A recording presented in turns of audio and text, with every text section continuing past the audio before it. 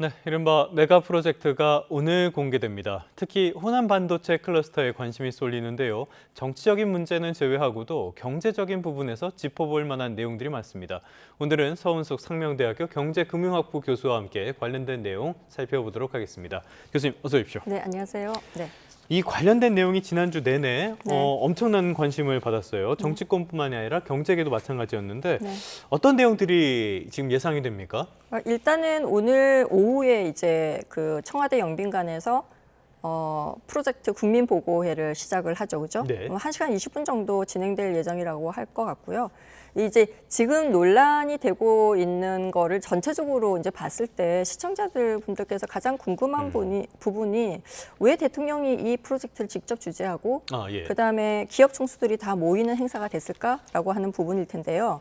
이렇게 좀 보면 좋을 것 같아요. 반도체 투자는 더 이상 이제 개별 기업의 공장 증설 문제가 아니다. 라는 걸로 좀 봐야 될 것 같아요. 이게 이제 반도체 팹이라고 하는 것이 우리가 흔히 아는 것처럼 전력, 용수, 그다음에 송전망, 폐수 처리, 도로, 인력, 인허가까지 다 묶여 있어요. 이게 동시에 맞아야지만 할 수가 있는 거거든요. 그렇죠. 그래서 이게 이제 기업이 단독으로 해결할 수 없는 영역이에요. 이런 부분들은. 그러다 보니까 미국도 아시는 것처럼 칩스 액트로 정부가 투자를 직접 하고요. 그다음에 EU도 마찬가지입니다. 한 430억 유로를 하고 있고 일본도 구마모토의 TSMC 공장 지을 때 직접 지원을 하고 있죠, 그죠? 그래서 이거는 이제 전체적으로 글로벌 시장을 보면은 기업 대 기업 게임이 아니라 정부 대 정부 게임으로 이미 이제 변질이 되었다라고 봐야 되는 거죠. 그러니까 반도체 산업이랑 특수성이 있는 네, 거네요. 그렇다고 봐야 되는 거죠. 그래서 뭐 아직 구체 금액하고 입지는 보도 자료로만 나와 있고. 그러니까 확정된 단계는 아닌 것 같아요. 오늘 이제 그 발표 내용을 좀 유심히 보면은 좋을 것 같아요. 그러니까 재계에서는 향후에 한 10년간 400조에서 최대 1000조 정도 규모로 보고 있고 처음에는 후공정만 거론이 됐다가 지금 첨단 공정 팹까지 전체적으로 다 아우르는 그러한 발표가 될 가능성이 좀 큰 것 같습니다. 그럼 굉장히 큰 규모가 될 텐데요. 네. 지금 걱정되는 부분들도 꽤 있으니까 하나하나 짚어보도록 네, 하겠습니다. 먼저 이 부분을 보면요. 당장 말씀하신 대로 전력, 용수라든지 또 인력적인 문제. 예를 들어서 해외에서도 반도체 투자 같은 걸 할 때 주변 인프라가 없기 때문에 잘 안 된다 이런 소식들이 많이 들리거든요. 그런데 이쪽에 인프라가 다 갖춰진 게 아니기 때문에 쉽지 않을 것이다. 이런 지적도 있어요. 네, 맞습니다. 이게 이제 흔히 얘기하는 것처럼 그 전력 용수 공급부터 인력 확보, 협력사 공급망 구축까지 이제 진행하는 과정에서 굉장히 부딪힐 장벽들이 많지 않냐라고 얘기를 하는 거죠, 그죠? 사실 어떻게 보면은 용인 반도체 클러스터도 지금 계속 좀 지연이 돼서 지금 진행이 됐었잖아요. 그렇죠. 그래서 이제 이 우려가 아마 가장 현실적인 우려로 생각이 될 수 있을 것 같아요. 근데 이제 SK 하이닉스 용인 클러스터가 2019년에 발표가 됐거든요. 근데 이게 사실 첫 공장 가동이 2027년에 지금 될 거란 말이에요. 8년이 걸렸어요. 그래서 그러니까 여주시가 공업용수 보상책부터 마련하라고 하면서 인허가를 보류를 했고 토지 보상에도 시간이 굉장히 걸렸거든요. 이 부분에서 삼성 평택 송전탑 부분을 보면은 더 심해요. 그러니까 여기는 주민 반발로 5년 동안 거의 이제 중단이 됐다가 2019년대에 풀려가지고 시작을 했고 결국은 그 보상 비용을 전부 다 삼성이 아마 한 3,500억 정도 규모를 부담하고 나서야 이제 할 수가 있었던 상황이고요. 근데 일본의 경우를 한번 보면은 우리가 쉽게 좀 이해를 할 수가 있는데 일본 구마모토 TSMC 공장이 2022년 4월에 착공을 해서 2024년 2월에 했어요. 우리가 이제 8년 걸렸는데 용인 쪽이. 여기가 딱 2년 4개월이 걸렸단 말이에요. 그러니까 일본 정부가 어떻게 했냐면은 보조금에 토지, 세제 혜택, 규제 완화까지 패키지로 묶어가지고 중앙정부가 원스톱으로 처리했어요. 이건 오히려 정부가 순기능을 발휘한 순기능을 발휘한 거죠. 그래서 한국이 8년이고 일본이 2년 4개월. 이게 이제 어떻게 보면 우리나라가 직면하고 있는 현실이다라고 봐야 되고요. 그러면 이렇게 보면은 그러면 7, 8년이면 너무 늦는 거 아니야? 이런 생각이 이제 들 수도 있잖아요. 그러니까 정확해요. 7, 8년이면은 그러니까 AI 반도체 시장의 가장 지금 중요한 시점은 3년에서 5년 이내예요. 그러니까 지금 부지 정해가지고 7년 뒤에 이제 만약에 가동이 되면 그때 이미 다음 세대 반도체로 넘어가 버리는 거죠. 지금 이제 투자해서 만든 메가 공장들은 다 빈 공장이 될 가능성이 굉장히 커요.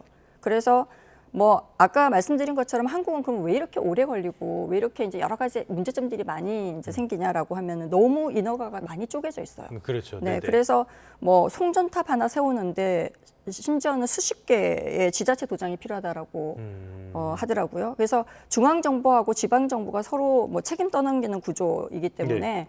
그러니까 근데 이제 일본 같은 경우는 중앙 정부가 한꺼번에 처리를 했고요. 그래서 오늘 발표를 할 때 사실 시청자들 분께서 가장 유심히 이게 효과가 있나 없나 네. 이런 거를 볼 때 유심히 봐야 되는 거가 첫 번째 인허가 패스트 트랙이 함께 발표되는가. 정부가 얼마나 빠르게 네, 빠르게 지원해 할 줄 수 있는가. 것이냐. 두 번째가 그러니까 송전망 갈등을 정부가 직접 풀어주는 책임.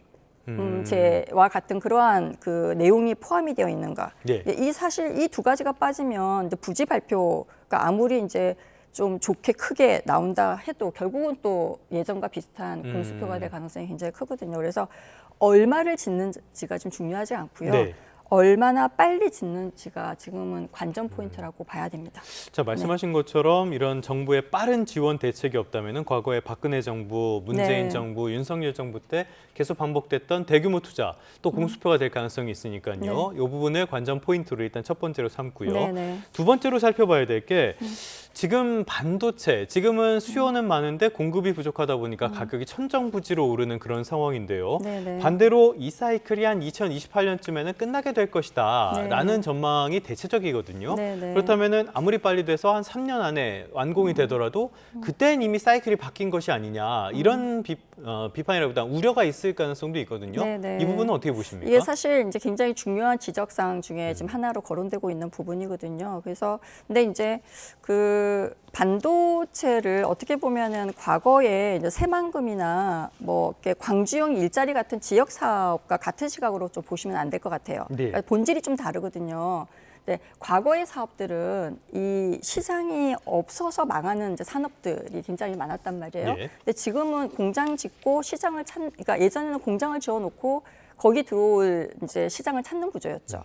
그러니까 예전에 그 정부의 정책들은 근데 반면에 AI 반도체는 줄 서서 사겠다는 사람들이 지금 있어요. 그렇죠. 네. 이제 시간을 못 맞추면 망하는 산업이에요. 그래서 속도가 굉장히 중요하다고 했고 엔비디아, MS, 구글 같은 데가 줄을 막 서 있단 말이에요. 근데 아까 방금 말씀하신 것처럼 어떻게 보면은 2028년이 분수령이라는 데는 거의 전문가들이 다 동의를 이견이 하는 없죠. 상황이에요. 예. 네, 왜냐하면 마이크론이 아이다호주 신공장이 2028년 말 완전 가동에 들어가요.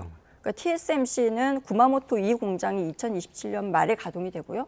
그리고 미국 애리조나에서는 2027년에 3나노 공장까지 도입이 됩니다. 예. 다시 얘기하면은 글로벌 메이저들이 2027년, 2028년 동시에 신규 공장들을 막 쏟아내고 있다는 뜻이죠. 그러니까 메모리 치킨 게임이 시작될 가능성이 커요. 그러니까 이때 한국은 어떻게 보면은 기회와 위험이 동시에 다 존재를 한다라고 얘기를 하고 싶어요. 그러니까 기회는 HBM, 그러니까 이제 AI용 차세대 메모리예요. 그러니까 네네. SK 하이닉스가 HBM4 시장에서 약 70% 정도 점유율을 차지할 전망이고요. 삼성도 2026년 2월에 HBM4 양산을 이미 선언을 했잖아요. 그죠? 예. 그러면 HBM은 보통 고객 맞춤형 장기 계약 구조예요. 그래서 공급 과잉이 오더라도 어느 정도 가격에 방어가 가능하거든요. 예. 네, 근데 위험은 두 가지예요. 첫 번째, 범용 메모리 비중이 여전히 큽니다. 그래서 이건 가격이 떨어지면 직격탄이거든요. 뭐 지금은 돈을 잘 벌어주고 있지만 이거 언젠가 그쵸. 떨어질 테니까요. 두 번째는 마이크론이 HBM4 양산에 들어가서 엔비디아의 공급을 시작했어요. 네. 그러니까 다시 말하면 SK 하이닉스 독점이 깨지고 있는 부분이 있는 거죠. 그죠? 그래서 오늘 또 발표할 때 굉장히 유의해서 봐야 되는 것 중 하나가 호남 클러스터가 범용 메모리 위주가 되면은 2028년 분수령에서 공급 과잉 폭탄을 맞을 수가 있어요. 예. 네, 근데 반대로 HBM 뭐 첨단 패키징 같은 고부가 가치 제품에 집중을 하고 있고 2028년 전에 1차 양산이 시작될 수 있게 패스트 트랙이 붙으면은 이 분수령을 좀 기회로 바꿀 수도 있어요. 그래서 오늘 뭐 정부가 발표하는 그 내용에 이러한 내용들이 좀 포함되어 있는지 시청자들께서 좀 유심히 보는 것도 좋을 것 같아요.